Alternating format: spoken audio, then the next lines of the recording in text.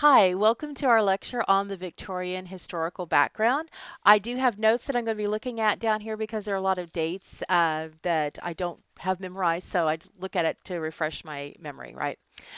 This doesn't cover everything that's in your book. This is just trying to give you kind of an overview of some of the important contexts and themes and ideas going on that we're going to see reflected in the poets, or might give us a better understanding of the topics and themes and the attitudes that we see in our poetry. So, this is the Victorian era because Victoria is the queen during this era.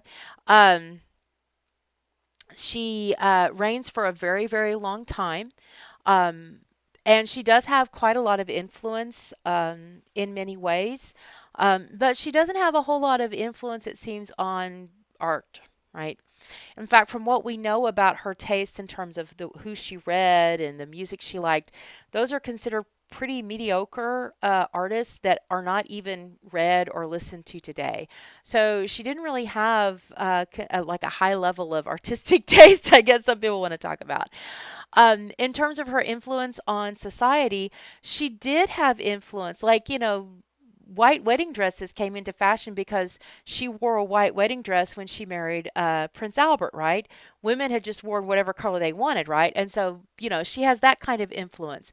She also puts it upon herself to really build the empire and make connections to all of the other royal houses. And so she marries off her daughters and any aristocratic woman that she can find to create these unions between the houses, so to try to stabilize the British security, right? She does support things like, universal rail so that they have a train system, right? But to me, there are a couple of things that I really don't find her very admirable at all in a lot of ways. First of all, she was quite priggish and prudish and repressive. And that was, something she expected her family to live by and people within the royal household. And so we get the sense that the Victorians were also like this, but that isn't true, right? Certainly, it's the way Victoria lived her life, but it isn't necessarily the way most Victorians felt about things, and they might have only behaved that way when they were in certain settings, right? Secondly, she was a woman in power. She was queen. And yet she did nothing to help promote the rights of women. She did not support universal suffrage for women. She did not support women going out into the workplace. She really felt that women should be married and having children, et cetera, et cetera. And so I find that a huge hypocrisy on her part, because if she really felt that way, then why didn't she give over everything to Albert? And she didn't, though he really kind of, while he was alive, was her kind of, she listened to him, but she just didn't do whatever he wanted. She was quite, her own person. And so I find it very hypocritical and really kind of hard to forgive, though it's not my job to forgive. I really find it hard to admire her because she had such an ability to create change, and yet she just kind of reversed or undermined a lot of the efforts to provide equal rights to women, to provide protection under the law, and when she could have made a big difference, right? It's not like when you look at Elizabeth I, who was not in an era where women were demanding these rights. I mean, Victoria is in a time, remember, think about Mary Wollstonecraft, right? Wollstonecraft. Think about how, the idea of women's suffrage was a talking point in the Romantic era, but with so much change and fear of change going on, they kind of lost the momentum.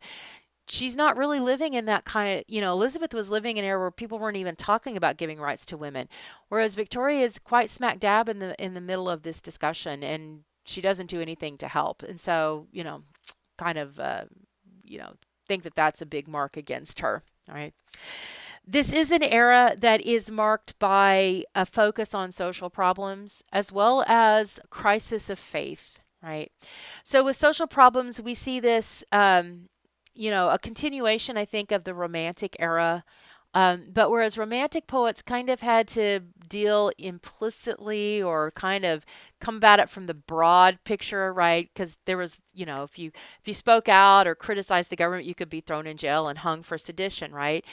In the Victorian era, we're going to see poets and writers tackle it much more head on, right? So there's increasing awareness of social problems. The era begins with the first reform bill that gives more of the middle class men, or only men, the right to vote. And this is mainly because the middle class has much more economic dominance, right? And so once you start being a prime aspect of the economy, you have a lot more leverage. And so we see them get that. um, we see in 1829 the Catholic Emancipation Act, which allows Catholics to serve in public office for the first time and kind of makes it okay to be a Catholic, right? Which it hadn't been okay since, for hundreds of years. 1833, slavery is finally abolished, right? Yay, finally. 1846, the Corn Laws are repealed and free trade becomes the policy of the empire. The Corn Laws were enacted in the Napoleonic Wars, and basically, if I'm remembering everything specific, just to kind of nutshell it for you, the Corn Laws limited who could sell grain, right? It tried to bolster the aristocratic farmers.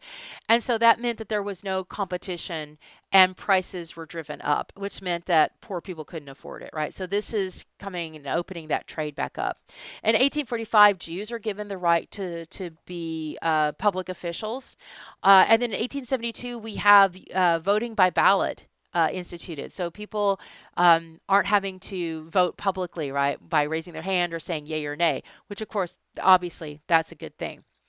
Um, One of the things we see is that we no longer see Tories and Whigs, we see conservatives and liberals as the two parties. They both kind of latch on to Jeremy Bentham's theory of utilitarianism, right?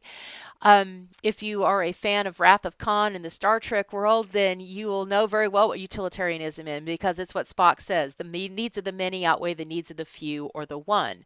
And this becomes this idea of what should govern society, that we have a right, we have a duty to make most people's lives perfect and not so much care if something is hurting a small group. And that sounds good, but when you really think about it, there can be a whole lot of people that are harmed even though they're in the minority. And that certainly majority rules is no sound system of justice.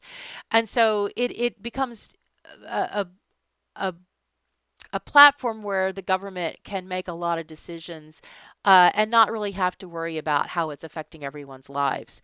One of Bentham's proponents is James Mill, and he has a son named John Stuart Mill, who's one of my favorite authors. He's a nonfiction author in the Victorian era. He is a proponent of women's suffrage, of open universities, and his one of his more famous set of essays is On Liberty. And in On Liberty, Mills argues that the government does not have the right to impinge civil liberties, personal freedoms, unless somebody's actions harm others, right? So if what you're doing doesn't hurt anybody else, then you can do it no matter what it is, right? Again, another theory that sounds really great, but the problem becomes then how do we define public harm? And that's where people's personal agendas come in, right? I can say, well, you can believe whatever you want just as long as it doesn't harm my beliefs, right? And so that, becomes twisted. Um, so that kind of idea of the individual should be able to do unlimited whatever they want as long as it doesn't hurt others becomes kind of tied to this economic idea of unrestricted individualism, which increased the middle class's holdings, right? They started demanding more material comforts. It also kind of pushed the idea of the empire expanding into Africa and Asia because we need to fulfill those needs of most of our people. So it's good for most of us, so let's do it, right? Um, but another thing that happened because of that is this kind of then focus on prosperity and doing whatever it takes to make more money. And this causes a lot of harm to the laborers, the people who don't have the right to vote. So they're never directly involved in passing laws or having a chance to make law. And so, you have uh, just, all of these people who live paycheck to paycheck, right? And their employers can do pretty much anything to them that they want. They pay them very low wages. There is no health care, so the infant mortality rate is very high. They live in slums, right, with no guarantee of any kind of quality of life. And so what happens is that the workers eventually, start rallying, right? They start striking and protesting. And so in 1825, the government actually passes a law that says, and remember the Luddites in the Romantic movement. So this is a continuation of that, right? They pass a law where the government says that anyone who tries to disrupt the just process of the employer doing business is given hard labor. No questions asked. Doesn't matter what you do, you get hard labor, which is not a pleasant punishment. So in 1838, we see the kind of the Chartist movement. It's called that because they have written a People's Charter.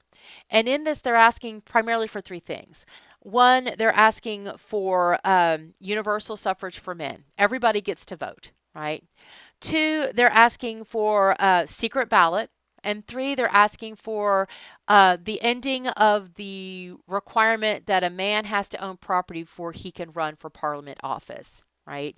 So remember, we've got two houses of parliament. We have the House of Lords, which is just the aristocrats, and they have the House of Commons, which anyone can be in as long as you own property. Right.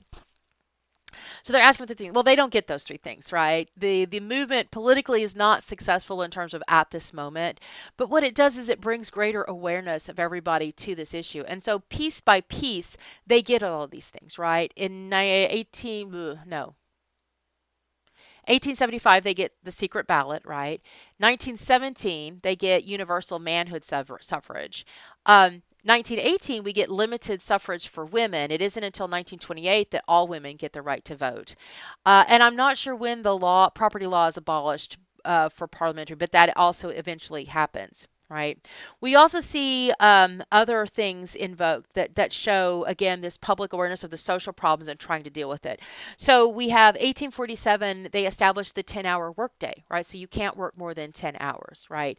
In 1842, women and children are forbidden to work in mines. So if you think about William Blake, the unit on William Blake, one of the images that we had, I believe, in the book was a picture of that young boy latched to a coal bin, right? He was on his all fours pulling this coal cart. And maybe it's not one of the colored pictures.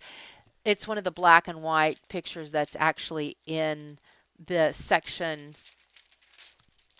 I thought for sure that was in here. I think you can find it in your book somewhere in there. Um, this, so we've known about this problem, but it isn't until 1842 that this becomes abolished.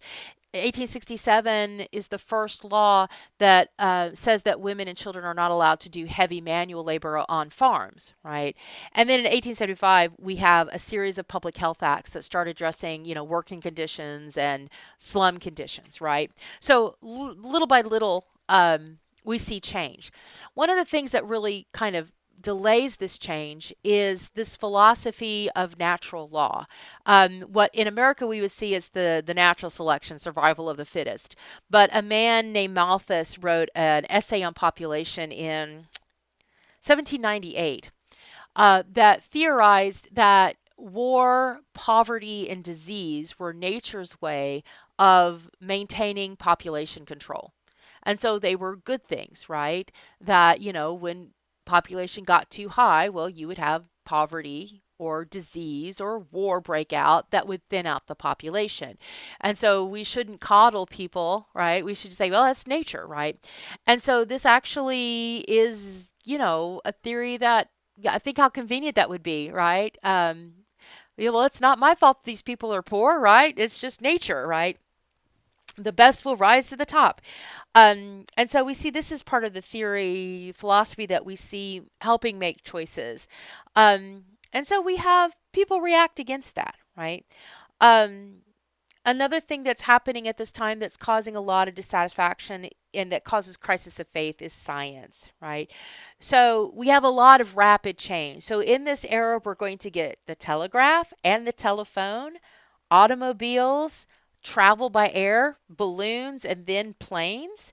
We're also going to see trains being built, the rail system being built, which means that people are all of a sudden in connected and can travel throughout the empire, and they really get to see the diversity of England, right? That not only the landscape and geography, but also the language, the cultural values, the belief systems, right? So that's good, but it's also a little unsettling for people, right?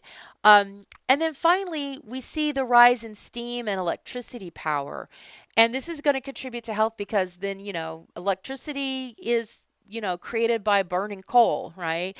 Steam power is driven by coal that burns and creates the steam and the water that creates the power, the pressure, right?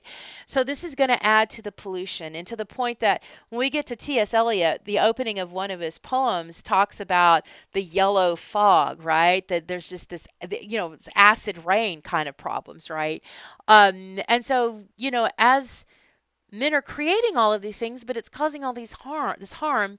People are starting saying, well, how can a God exist that would allow this to happen? And then when science, one of the biggest things that happens is that Darwin publishes Descent of Man and Origin of the Species. Now, he does not invent evolution, but he is the first one who really writes these books, and he uses scientific methods, he uses his observations that he's done on his travels to justify this and explain it in a way that actually starts connecting with people. And so people, they're having these crises of faith like, well, if that's true, then how can, the earth be just 3,000 years old, and how can God have existed, because this seems to contradict the creation story in the Bible, right? And so we have a rise in atheism, which is of course lack of any belief in a creator, right? And then agnosticism, which isn't lack of faith, it's doubt, serious doubt, so that you're not sure, you're kind of paralyzed between atheism and belief, right? And so we're going to see that Matthew Arnold is our big figure here, our big poet of the selection I've chosen that kind of expresses that in Dover Beach. I think one of the things that we're going to see throughout this era is a focus on death, and different in the way that the romantics talk. It's not like we didn't see people talk about death in the romantic era, but not as much as we do it in the Victorian era. But they're going to talk about it differently, right? Elizabeth Barrett Browning, is going to talk about it differently than Gerard Manley Hopkins and Christina Rossetti, right? But they are preoccupied with this idea of life ending and then what's afterwards, because now they're starting to question what they've always believed is to be true. And so, this is one of the things that kind of creates problems in society. They just don't know what to do. Everything that they believed in is now being put under question. Um, Part of the backlash in terms of literature to, or the arts, if you will, to this industrialization and technology and all that, is the Pre-Raphaelite movement, which is best, personified by Dante Rossetti. Christina Rossetti is his sister, so she's part of it. Swinburne and Ruskin are also part of it. And they greatly admire Keats because Keats, oftentimes wrote about Middle Ages kind of settings. And so the Pre-Raphaelite Brotherhood really kind of look at the Middle Ages as this romantic time of chivalry and nobility and beauty and all of that. And so they kind of become adherents to the Middle Ages. So their art, if you can see here on my screen here, this is one of Waterhouse's painting. This is the Lady of Shalott. I picked that intentionally because we read the Lady of Shalott, right? You can see right here the tapestry that she was weaving, and there's Lancelot on his horse, right? So they're painting pictures that are in more of a romantic Middle Ages kind of thing. Women are dressed in Middle Ages kind of gowns. They're painting scenes from stories that are from the Middle Ages or Middle Age settings. Um, And they want a more simpler life. Many of these idealists actually want to go back to cottage industry, where people are manufacturing things by hand and not using the big factories, right? um, it was an important movement. It definitely produced a lot of art and literature that we still read today, but it didn't really have a big effect on. I mean, England is on a juggernaut towards the modern era. These people see too many positives in these improvements, even though it causes a lot of suffering on the human level. It's helping society as a whole, so that utilitarianism, right? And so we don't see them really willing to make a lot of changes. They come in very small pieces. The imperialism, we have that justification for going out and taking over these countries because, well, it's going to benefit more people. And we're benefiting these poor savages that, don't know who God is, and they don't have all of these, advancements. And so, one of the justifications for imperialism is the white man's burden, which we'll talk about when we get to Kipling specifically. And this is this idea that, well, we're civilized. We know we have this, we're so much more advanced. And so it's our duty to go out and share this and bring these people into the modern era. And that's used to justify all sorts of land grabbing things for any empire. It's one of the justifications of all empire. And so this is also causing then a problem with people back home. And we're going to see this more and more when we go to the 20th century. Orwell being one of the primary uh, authors who really tackles this whole idea of imperialism that is really evil. But we're going to see that with Joseph Conrad, who we are reading, and other people. So from this point, everything is just kind of snowballing, right? We're going to see a rise in nationalism where different countries think, hey, we're the best and we have the right to do what we want because we're the best. And as these countries take over other countries, the people who are in those countries are repressed and upset.